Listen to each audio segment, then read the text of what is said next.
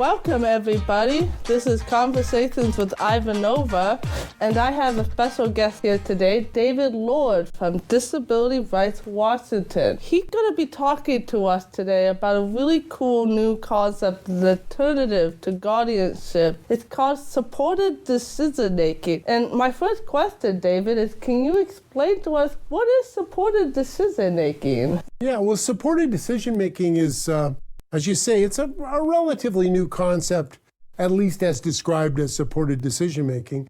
You know, what happens right now is if a person has some difficulty making decisions, or if people are worried about the person's ability to make decisions, they might set up a guardianship. And the way a guardianship works is that's something that takes away your rights and gives them to somebody else to exercise on your behalf. So the first thing that happens in a guardianship is they take away your rights.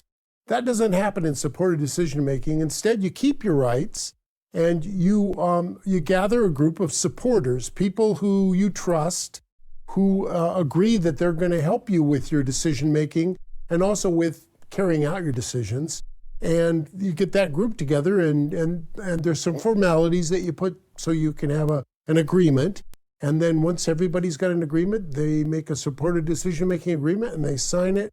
And that's a way that you will use in making decisions where you get some help from some other individuals in making sure that they happen the way you want them to happen. That's really cool. Yeah. How does the agreement work? Well, the way it works is there is a form that comes with this, and that form will make it easy for people to do it without getting a lawyer or any of that business. You know, an individual gets some people that are willing to agree to it, and they have a meeting, you know, to try and figure out, well, what are the choices this individual wants to make about things like maybe they want to get some education to get a job, maybe they want to learn to manage their own money if this person doesn't already know how to do that. Maybe, you know, it might be all kinds of different things. This is a lot like a person-centered plan. It's just that it's legally recognized, and there are people that are part of that plan who are agreeing that they're going to assist, and it's about making decisions. What are the key differences between guardianship and supported decision? Probably the one that I mentioned at the beginning of this interview first is probably the biggest one, which is in a guardianship, many of your rights will be taken away, and somebody else will have responsibility for making your decisions. And depending upon the guardianship, it may be a lot of your rights or just a few of them, but that's one.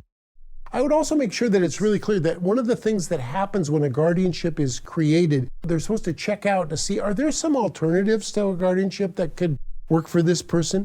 And if you know about supported decision-making and somebody wants a guardianship, you'll want to make sure that it's known by the court that supported decision-making is an option that you'd like to try out and that it's something that should be tried out. And you have a right to that.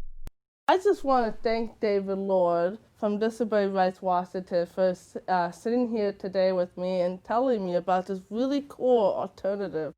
I feel all people with IDD, intellectual and developmental disabilities, should have the right to get to make their own choices and learn how to make their own decisions in a safe way. And this is a good way to do that without stripping us of our rights.